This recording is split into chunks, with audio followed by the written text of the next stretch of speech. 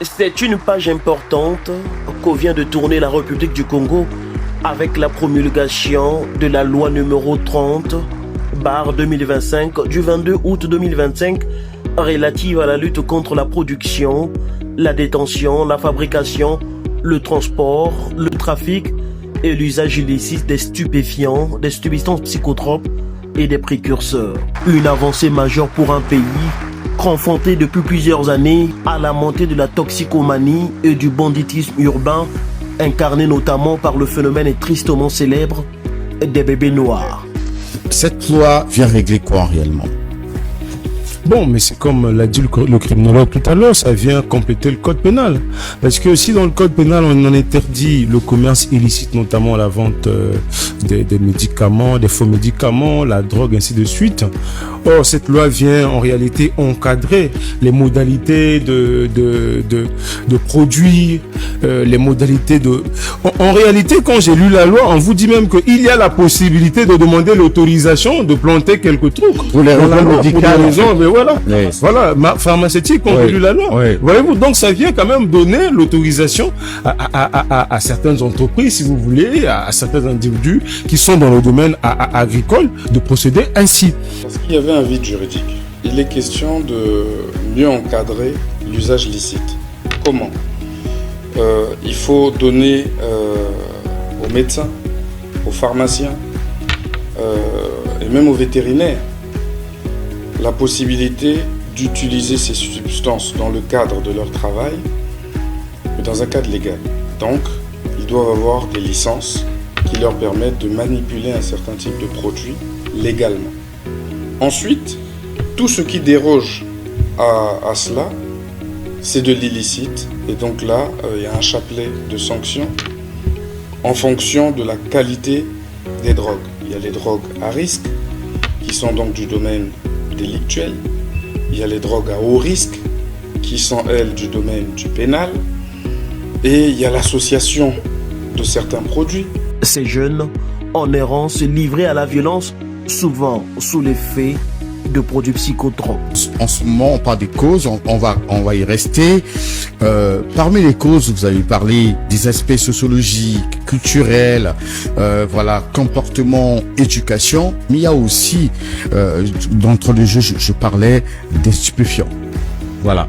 Ces bébés noirs qu'on a rencontrés pour la plupart de fois dans nos rues, même ailleurs, c'est des jeunes aujourd'hui qui s'attrapent facilement des stupéfiants, des drogues, mais parfois assez forts.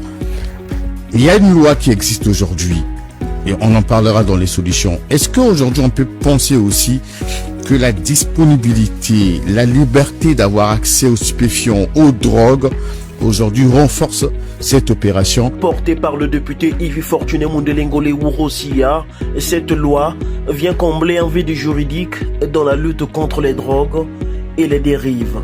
Elle encadre strictement la production, la commercialisation et l'usage de ces substances tout en garantissant la disponibilité des médicaments à base de stupéfiants pour un usage médical contrôlé. Bon, je crois qu'on n'aura pas assez félicité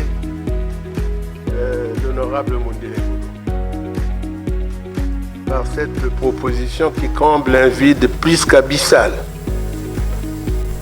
Et je veux faire ce que je ne fais pas, je veux demander à la plénière d'applaudir très fort.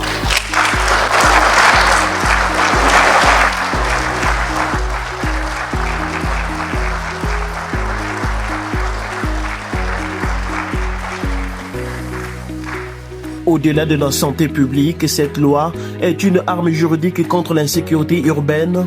Dans plusieurs quartiers de Brazzaville et Pointe-Noire, les produits psychotropes sont à l'origine de nombreux actes de violence commis par de jeunes drogués, parfois très jeunes. Le lien entre la drogue et la criminalité n'est plus à démontrer.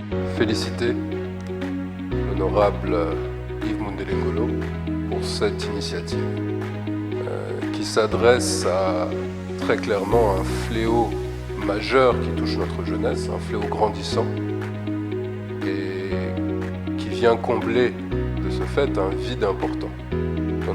dans notre législation nationale.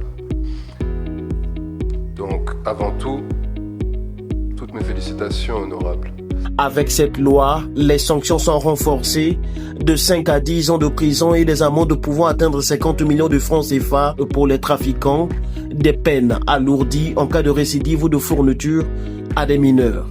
Elle prévoit également des mesures de désintoxication pour les consommateurs et les programmes de traitement encadrés par la justice. Ce qui concerne la lutte de manière générale contre les drogues et les stupéfiants se faisait sans cadre légal, législatif, formel.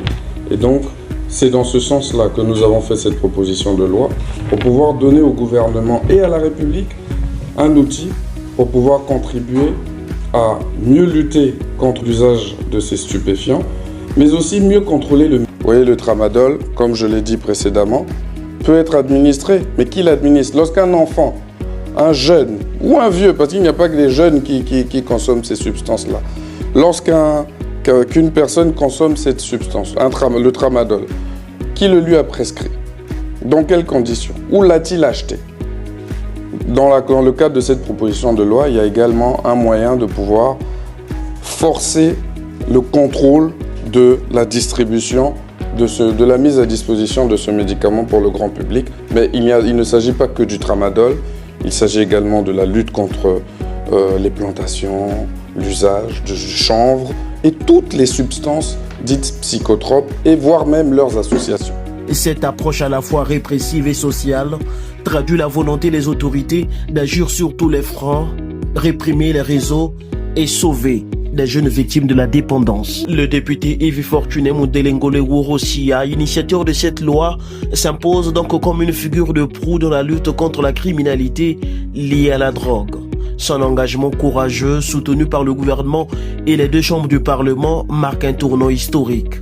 En initiant ce texte, il a su anticiper les dérives sociales qui gangrènent les villes. Sa démarche traduit une vision claire, celle d'un Congo responsable, protecteur et engagé pour l'avenir de sa jeunesse. Par ailleurs, comme j'ai dit dans le rapport, nous avons fait une seconde proposition de loi sur la création d'un centre des addictions dont la mission va être bien évidemment tout ce qui est sensibilisation, accompagnement vers la guérison plutôt que le tout répressif. Adoptée à l'unanimité, la loi numéro 30/2025 n'est pas qu'un texte de répression, elle constitue un outil de prévention et de sauvegarde sociale destiné à protéger la jeunesse, renforcer la sécurité et restaurer la tranquillité publique.